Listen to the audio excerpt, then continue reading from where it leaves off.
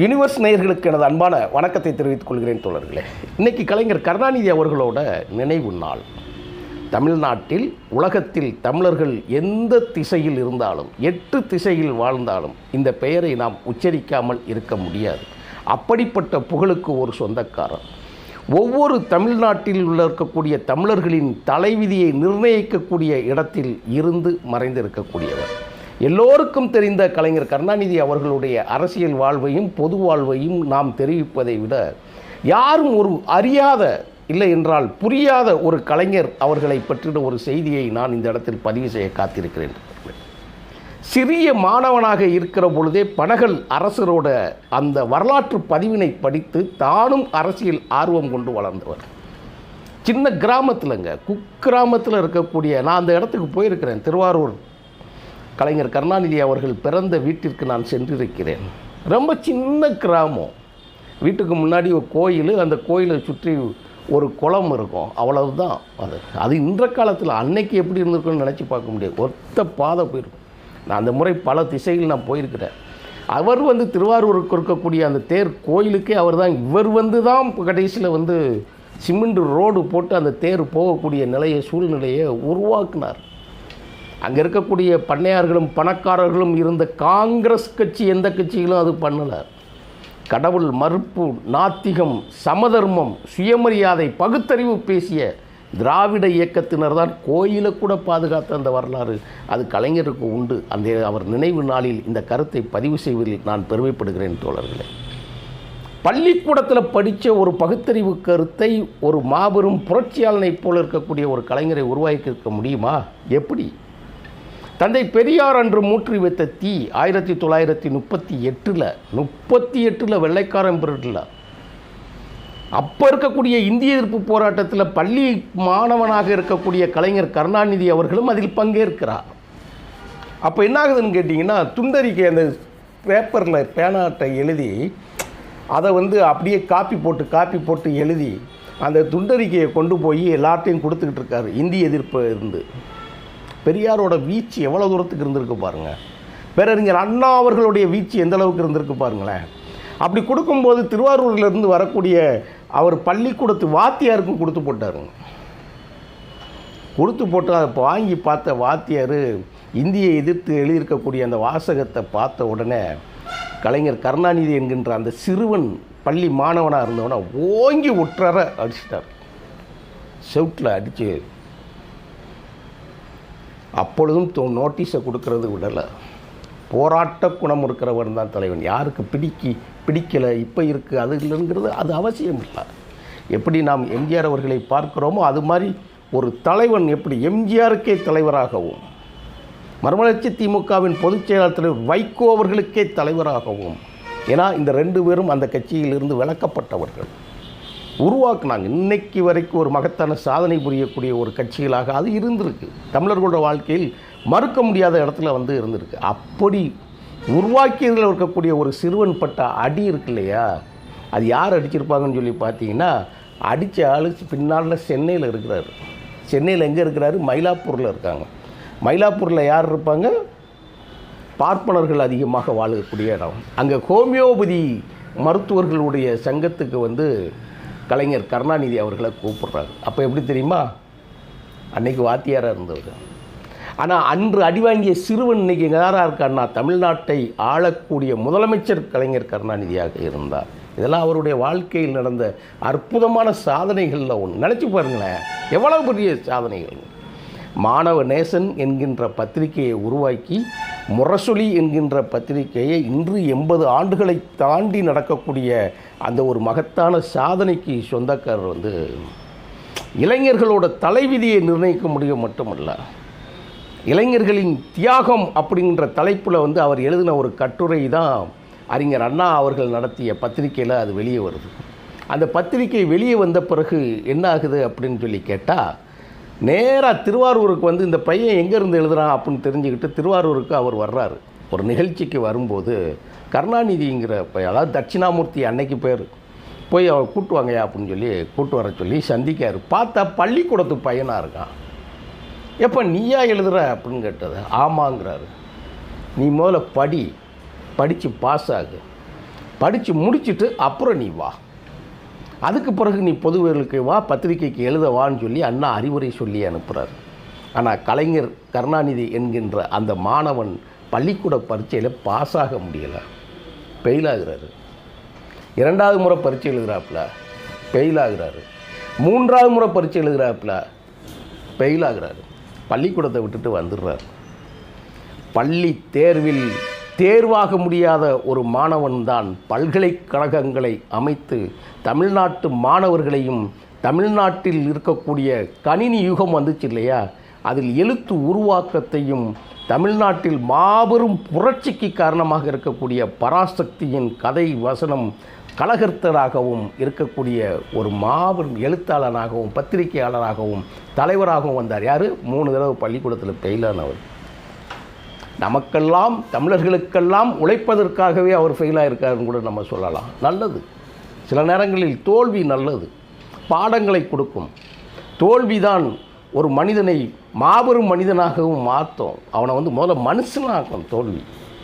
அப்படிப்பட்டவர்கள் தான் நமக்கு தலைவராக கிடைச்சது. அந்த பள்ளி படிப்பு ரத்து செய்திருந்தால் கூட பிரச்சனை இல்லை. தோல்வி அடைந்தது அவருடைய வாழ்க்கையில் எவ்வளவு பெரிய வளர்ச்சி பாருங்க. கடைசியில் அவரை சிறைச்சாலைக்கு இழுத்துட்டு போகிறாங்க. ஜெயலலிதா பிள்ளை சிறைச்சாலைக்கு இழுத்து கொண்டு போகிறாங்க. உட்காந்துருக்க எல்லா காட்சிகளும் தெரியும், அதெல்லாம் தெரியும். அதனால தான் நான் பழைய செய்திகளை நான் சொல்லிக்கிட்டு இருக்கிறேன் கலைஞரை பற்றி. அப்போது அந்த சிறைவாசலில் இருந்து, எங்கள் பள்ளிக்கூடத்தில் தோற்ற ஒரு மாபெரும் தலைவனாக சிறைவாசலில் இருந்து அவரை இழுத்து கொண்டு போகும்போது ஒரு கொடிய காட்சி, அந்த காட்சி நடந்திருக்கக்கூடாது என்பது நமது விருப்பம். ஆனால் அந்நேரம் போல் ஒரு பத்திரிகை நிறுவனம் ஒரு பேப்பரை கொடுக்கும்போது எழுதுகிறாரு. அப்பொழுதும் எழுதுகிறார். யார்? பள்ளிக்கூடத்தில் தோல்வியடைந்த ஒருத்தர் எழுதுகிறாருல்ல, அநீதி வீழும் அறம் வெல்லுங்கிற சொல்லை அவர் எழுதுகிறார். அந்த பத்திரிகை அந்த இன்னும் ஒரு செய்தி, அநீதி வீழும் அறம் வெல்லும் அப்படின்னு சொல்லி எழுதி கொடுக்குற அந்த காட்சி, இன்னும் அந்த எழுத்து இருக்கு இல்லையா, அப்படி வளைவு நெளிவாக இருக்கக்கூடிய எழுத்து கண்ணுக்குள்ளே இருக்குது. அப்படிப்பட்டவர் தான் ஒரு தலைவராக இருந்தார். அவரால் பரீட்சையில் பாஸ் ஆக முடியலங்கிறது அது தனி செய்தி. சரி, அப்போ பெரியாரை கொண்டு போய் சேர்த்துட்டாங்க இல்லையா, பெரியாருக்கு எப்படி போய் நெருக்கமாகறாருன்னு கேட்டால் அண்ணா மூலமாக பெரியாருக்கு நெருக்கமாக. அப்படியே புதுச்சேரியில் ஒரு மாநாடு நடத்தக்கூடிய வேலைகள் நடக்கும்போது அந்த மாநாட்டுக்கு திராவிடர் கழகம் சார்பாக நடக்கிறதுக்கு கருணாநிதியை போடலாம் அப்படின்னு சொல்லி ஒரு முயற்சி எடுத்து போகிறாங்க. அதில் கலைஞர் உயிர் பிழைத்து தப்பிக்கிறதே பெரிய விஷயமாகி போச்சு. என்னென்னா காங்கிரஸோட அட்டகாசங்கள் அந்த அளவுக்கு இருந்தது. இன்றைக்கி சொல்கிறாங்க எல்லாம் பிஜேபியை, இதை விட 100 மடங்கு, 1000 மடங்கு நடந்தது. காமராஜர் என்கின்ற ஒரு தனி மனிதன் கிடையாது, அதுக்குள்ளே அவரும் அடக்கம். 1000 மடங்கு அட்டகாசம் நடந்தது. கலைஞரை கொன்று குவிப்பதற்கு, அவரை அழிப்பதற்கு போட்ட திட்டத்தில் அவர் எப்படி தப்பிச்சார் தெரியுமா? ஒரு இஸ்லாமியரோட மாறு வேடம் போட்டு தான் உயிரோடு வந்தார். உடனே அதை பார்த்து, அடிப்பட்ட காயத்தை பார்த்து தான் பெரியாரே மருந்து போட்டதாக சொல்லி இது பண்ணுவாங்க. ஆனால் இவ்வளவு கஷ்டப்பட்டுருக்கிறானே தம்பி அப்படின்னு சொல்லி அண்ணாவின் மூலமாக பெரியாரை ஈரோட்டுக்கே வர வச்சு விடுதலை ஏட்டில் வச்சுக்கிட்டார். விடுதலை ஏட்டில் வச்சுக்கிட்டார். நீ இங்கே இருந்து இங்கே எழுதுன்னு சொல்லிட்டார். பெரியார்கிட்ட அவ்வளோ சீக்கிரம் யாரும் நெருங்க முடியாது. அப்படி பெரியார் பக்கத்தில் இருந்து பெரியார் வீட்டுக்குள்ளேயே போய் இப்போ நெருங்கின ஒரு தலைவனோட நினைவு தினம் இன்று. ஆனால் அதற்கு பிறகு அவர் எழுதிக்கிட்டு இருக்கிறாரு.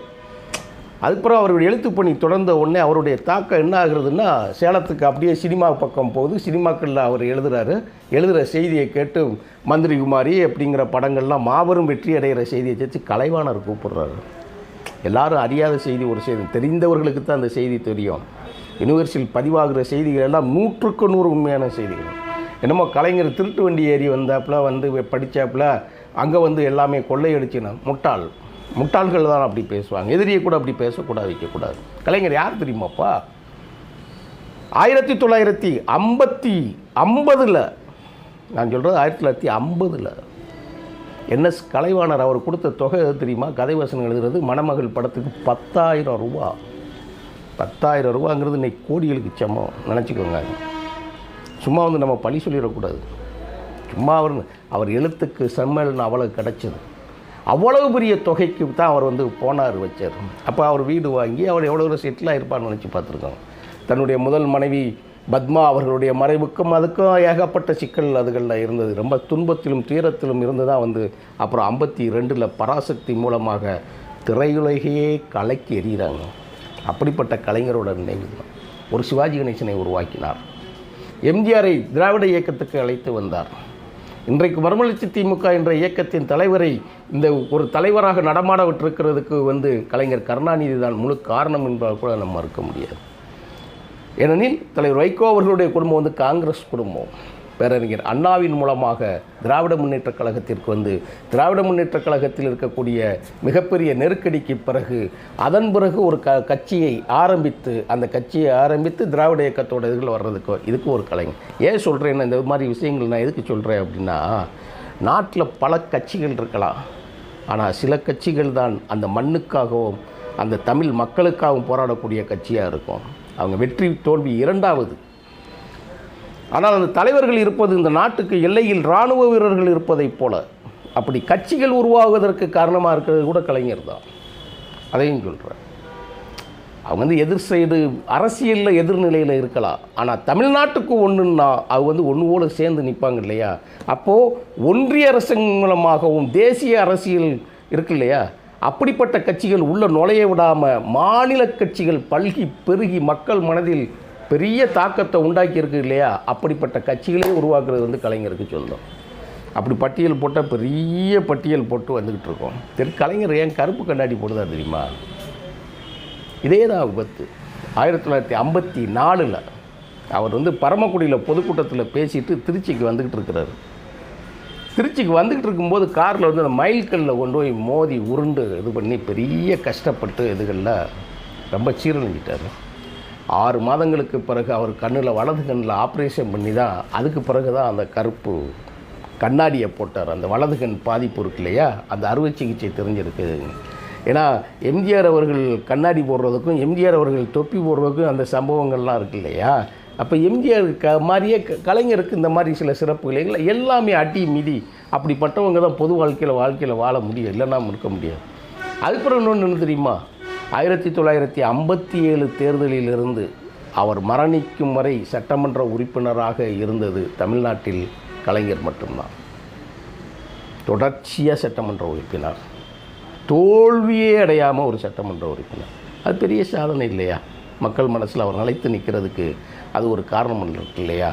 ஆனால் பெண்களுக்கு சொத்துரிமை திமுகவுக்கு அவர் தலைவராக வந்த பிறகு இடஒதுக்கீட்டில் வகுப்பு வாரி உரிமையில் தொழிலாளர்களுடைய கைரிக்ஷா ஒழித்ததிலிருந்து குறிப்பாக கல்வியில் அவர் செய்த புரட்சி, இணையத்தில் அவர் செய்த புரட்சி, ஏழை எளிய மக்கள் கிராமத்திலிருந்து படிக்கிறவங்களுக்கு கொடுக்கக்கூடிய மதிப்பெண் குறைவு, இதெல்லாம் கலைஞரோட மகத்தான சாதனைகளில் ஒன்று. நகர்ப்புறத்தில் இருக்கிறவன் ஈஸியாக படிச்சிருவான், கிராமத்தில் இருக்கிறவன் படிக்க முடியாது இல்லையா. அவனுக்கு மார்க்கை சைலண்ட்டாக குறைச்சி அவனை உள்ள வரைக்கும் கொண்டு வந்தது, அவனை கல்லூரி வரைக்கும் கொண்டு போய் சேர்த்தது, அவனை இணைய படிப்பு வரைக்கும் கொண்டு சேர்த்தது. இதெல்லாம் மாபெரும் சாதனைகளிலும் சாதனை. கலைஞரின் திராவிட முன்னேற்றக் கழகத்தின் தலைவராக அவர் இருந்திருக்கலாம். அரசியல் மாச்சரியம் 1000 உண்டு, எனக்கும் உண்டு, நான் இல்லை என்று மறுக்கவில்லை. ஆனால் அந்த மாபெரும் தலைவன் இருந்து தமிழர்களுக்கு பெருமை சேர்த்த வரலாறு இருக்கு இல்லையா. அரசியலை பற்றி நான் இந்த இதில் எதுவுமே சொல்லலை. அரசியலில் 1000 வேறுபாடுகள் உண்டு, அதுக்குள்ளேயே நான் சொல்லவில்லை.